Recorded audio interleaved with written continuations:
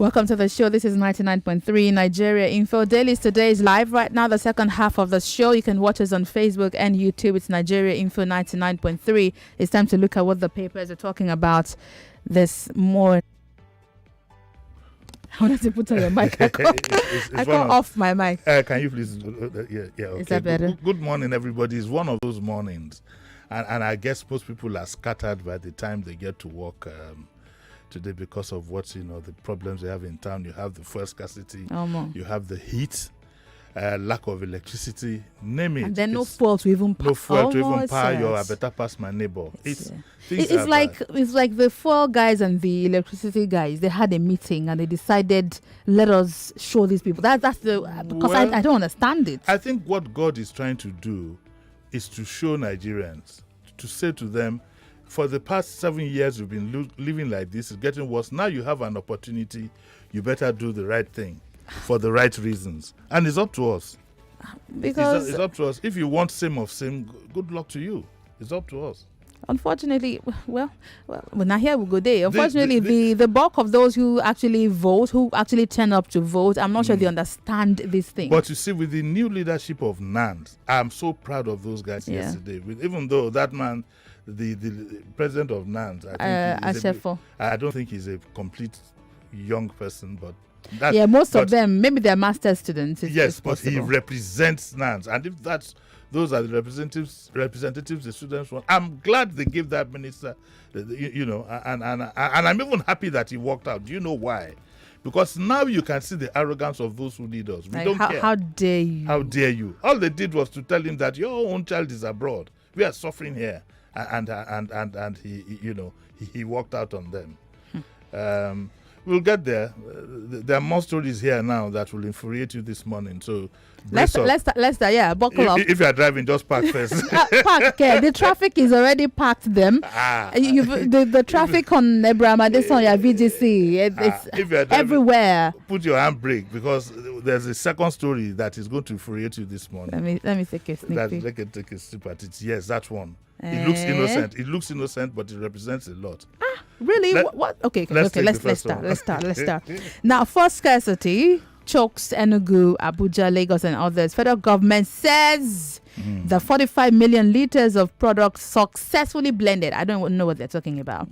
We will not lift PMS for depot owners selling above 148.77. That's 148 naira 77 kobo, says Nupeng. Begins enforcement of official rate and sets up task force. Okay. First of all, I'd like to say hello to a regular Nisla of my Mama Joy. It's a good morning to have. When I think of these things, I think of people like that, See, whatever rhetoric we have a terrible situation now with fuel. And guess what? There is no roadmap in the making. I was telling Auntie Blessing this morning, Auntie Blessing is our receptionist this morning, that I don't have any good news to tell my people. I don't have anything to tell them.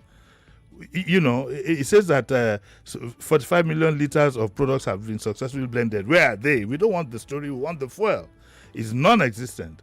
And Nupeng says that, okay, they will not lift PMS for depot owners selling above 148 because what is happening is that private petrol stations have gone up to about 220 as at Monday evening.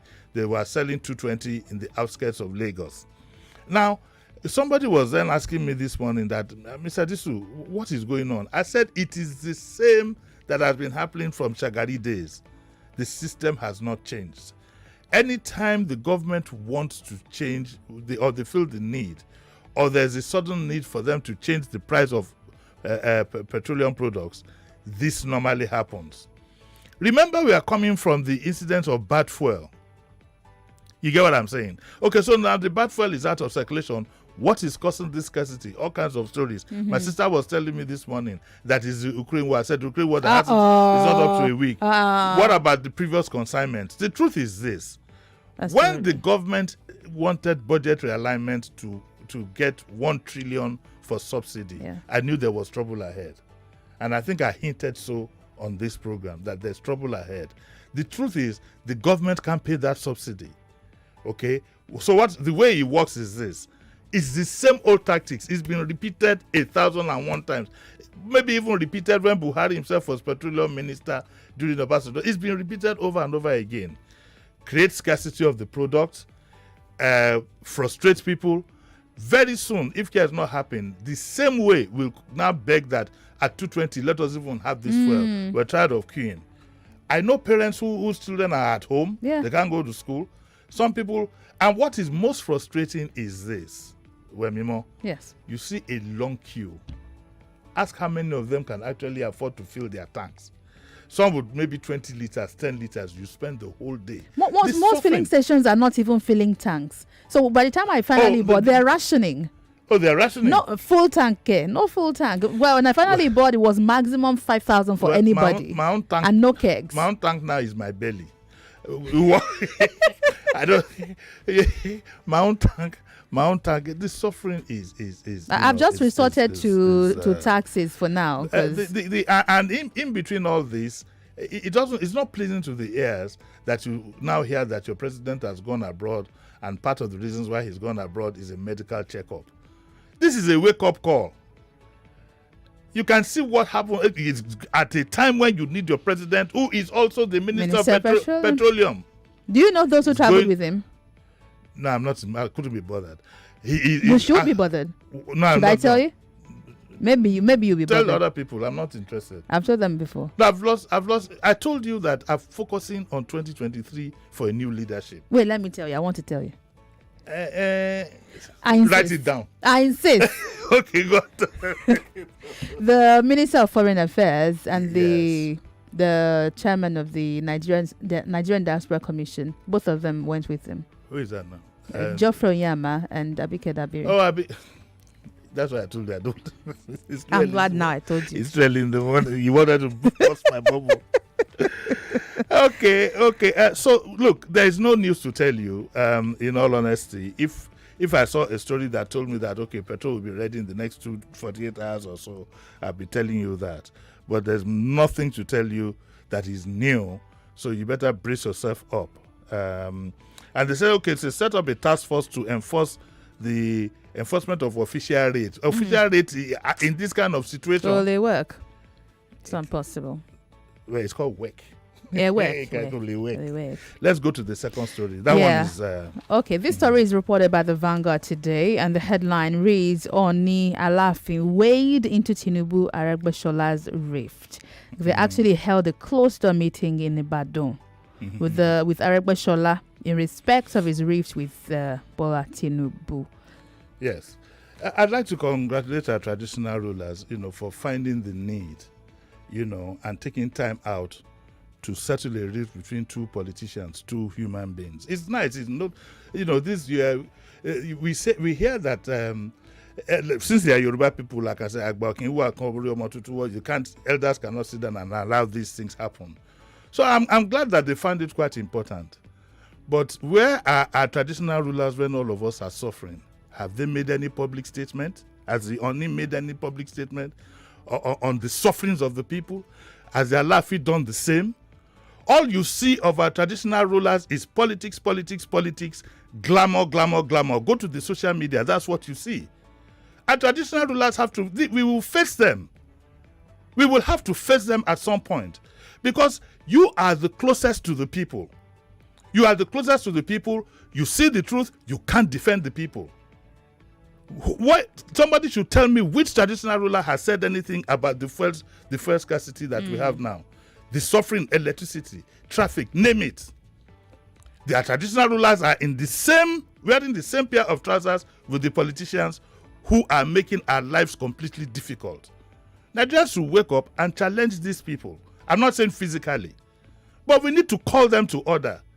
All these two politicians are fighting in the midst of this suffering. That is the most important thing that will take the two of you out of your base to Ibadan, to settle it between two politicians when our people are suffering.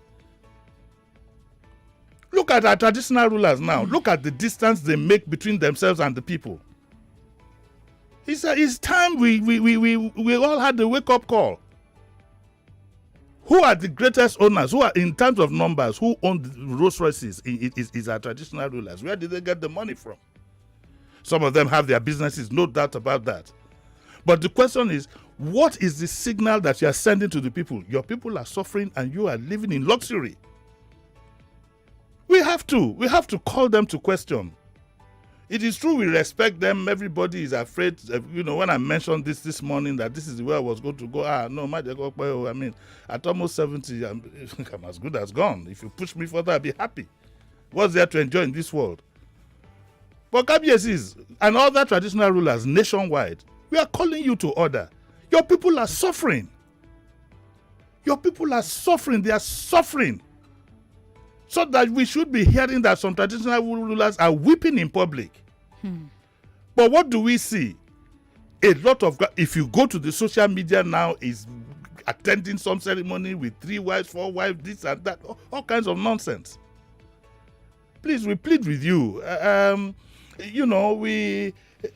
In the traditional essence, you are probably next to God. And if we call on God to intervene, we know that God will usually intervene by the next person to him.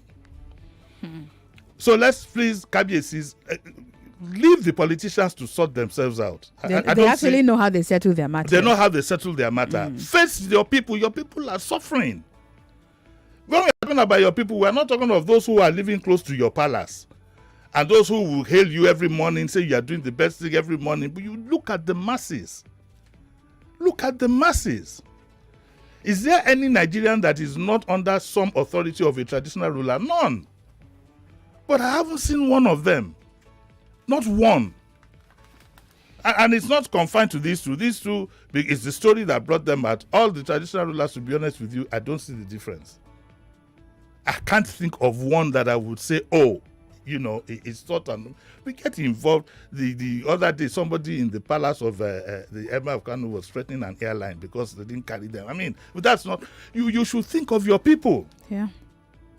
Being a traditional ruler is a sacrifice. It shouldn't turn you into a social bully. It's a sacrifice. Okay, I hope that. And in other countries, they are moving closer to the people. You see, the Queen is always there with her people. When there's anything wrong that affects the British people, the Queen she provides a bit of succor, even if it's just by words only. Rather, we create a distance. We like to lord it over, no, please.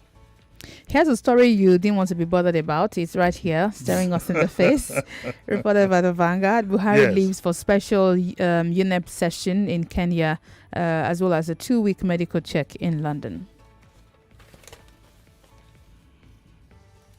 So what am I supposed to say about this? You can skip it if you wish. Yeah, I think or just say safe journey. I don't want to. I'm just fed up. Let's talk about Pastor Adeboye is 80. Buhari PFN salutes Pastor Adeboye at 80. I think there's even a hashtag. I've been seeing people celebrating him also on social media. Yes, happy birthday, sir. Happy birthday to Pastor Adeboye. And we thank God that he has found it fit to use you. And I'm sure you consider yourself a lucky man. You've changed a lot of lives.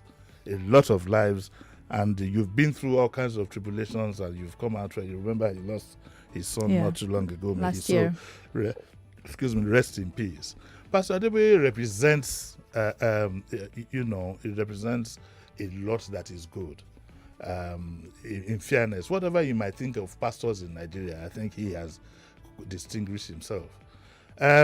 What I don't know what the laws of the redeemed are. I don't know the laws that guide them. But I think at 80, pastors should now think seriously about making the retreat.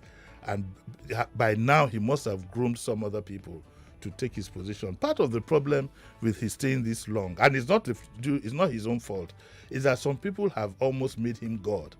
I know some redeemed members who will not go to any redeemed function if Pastor Adeboye is not good. They go what I call Pastor Adeboye shopping.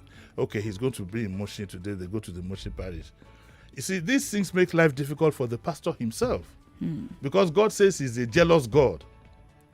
And I'm sure that Pastor Adeboye himself will usually be embarrassed by the way people worship him and whatever. So I'd like him to use this opportunity to reflect on the way forward. We still expect him to be 90, maybe 100, and how he's going to spend the rest of his life.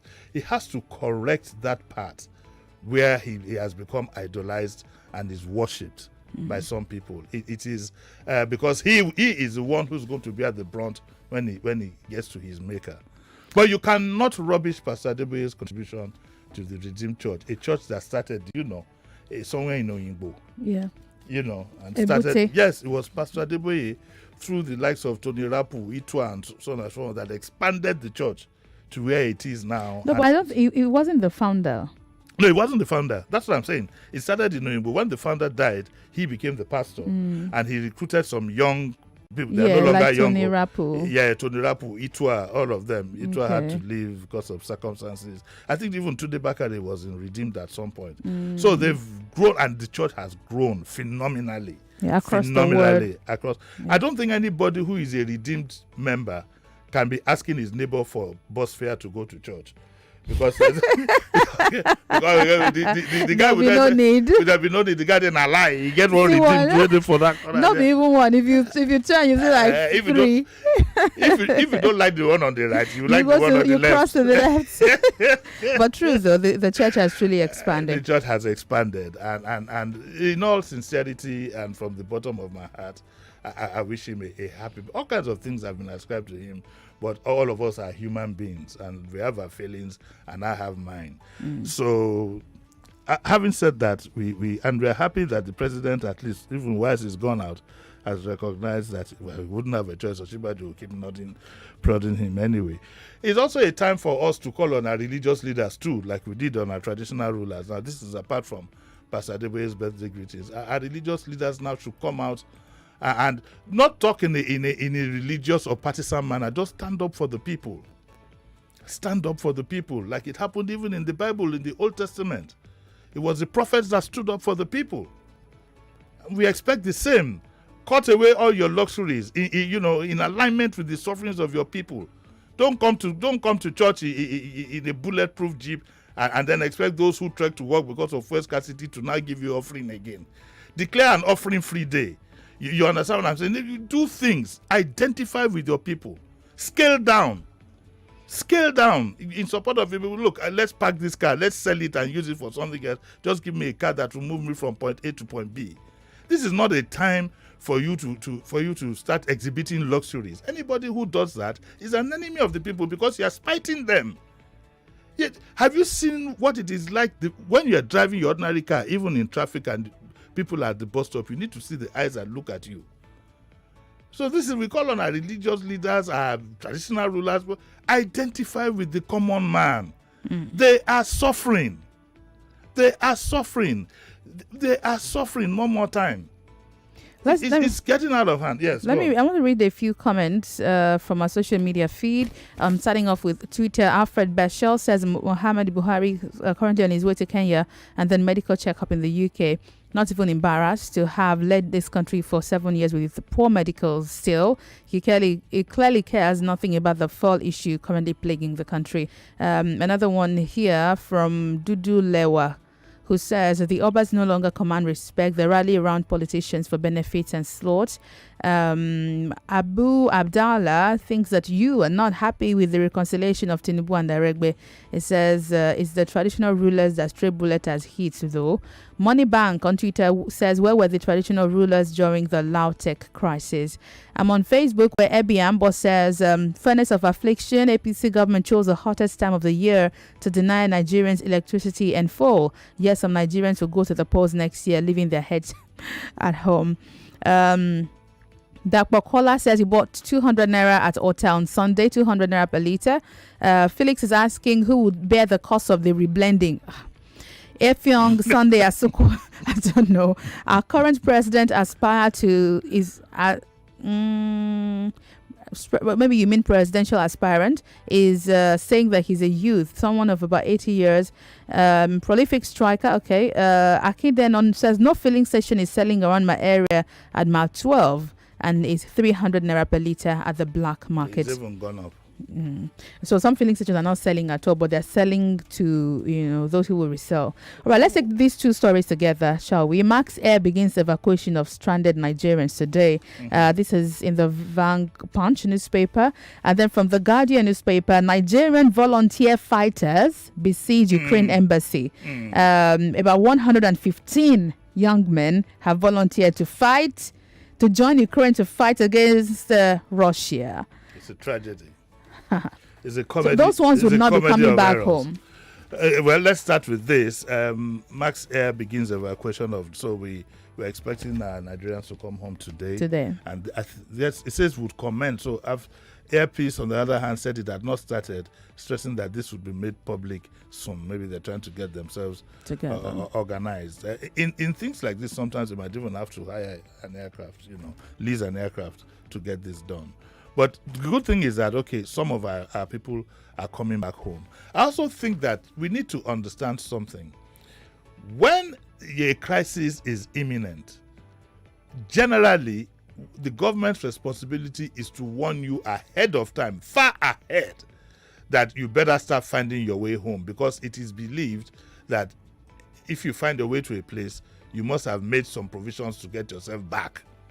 So that is the trend. So this idea of government now sending planes at a time of deep into the crisis is not going to be a regular thing. You should take responsibility for yourself. I said that as much yesterday, if I remember, that some of these people should have started finding their way back. I would assume that if you found your way to Ukraine, you must have had a return ticket. A month, 6 weeks to the time, 2 months to the time, you should have seen the writing on the wall. And this is a matter of life and death. This war is not going to end, maybe not in a year, 2, 3, 4, maybe not even 5, maybe not even 10. It could even outlive Putin. Part of the fear is that you don't know if Putin is out of the equation. You don't know the kind of leaders that he might produce. Take over, yeah. And then aren't we a victim of Western propaganda? We keep judging this Ukraine, whatever, from one side of the. You need to look at, why did the Russians do this in the first place? I don't want to go into that politics. But the other part that upsets me completely is this story that says that Nigerians volunteer to fight and then they besiege the Ukraine embassy in Abuja. Here are people, you see, we don't think. Here are people who have ill-treated your own people. They don't like blacks. That is clear, because it is their officials, their policemen, that were pushing our people out of the train. A train that's supposed to take them to safety.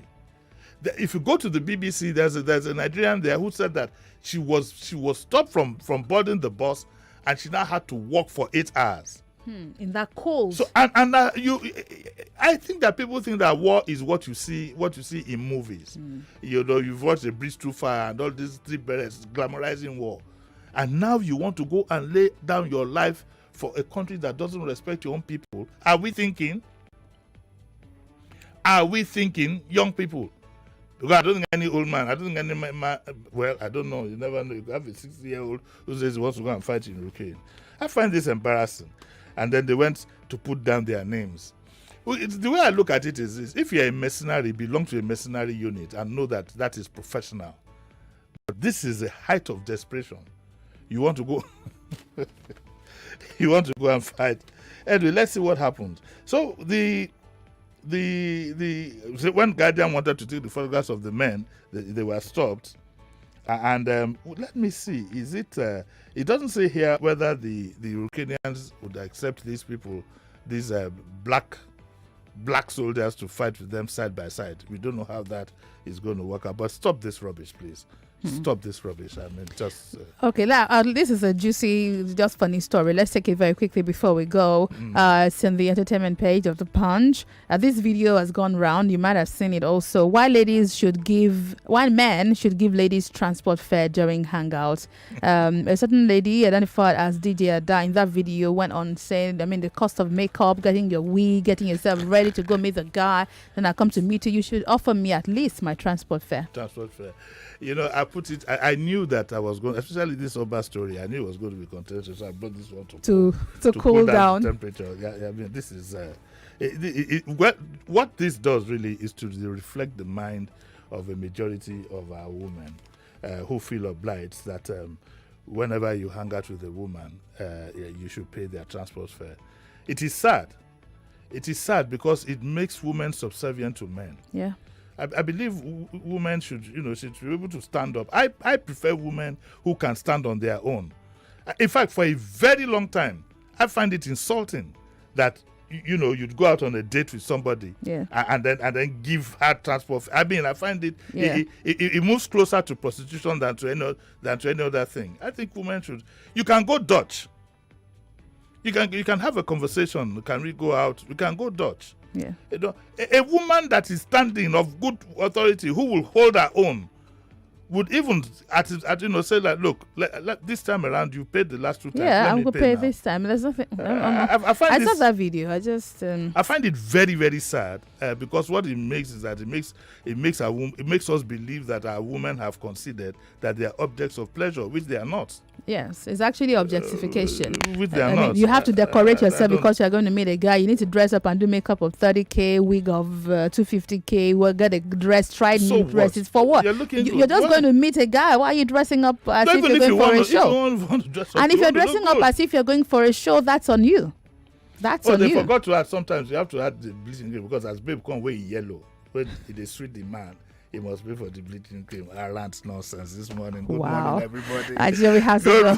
Jimi says back at 9 o'clock. That's right. I'll see you at 8. Let's talk about the amendment that your lawmakers made yesterday. I started the day by being very excited, but now I'm going to tell you about the patriarchal side of these amendments that I'm totally displeased about, and some much more right after the news at 8 o'clock. My name is Wemimo Adewuni. He's Jimi Disu. And I'm Jimi Disu. Good morning. The streets are not smiling. The speed at which everyone... 99.3 Nigeria Info. We are more than just radio. Subscribe to our YouTube channel at Nigeria Info FM. Check us out on Facebook at Nigeria Info 99.3. Follow us on Twitter at Nigeria Info FM and on Instagram at Nigeria Info FM Lagos for live updates as it happens. 99.3 Nigeria Info. Let's talk. 99.3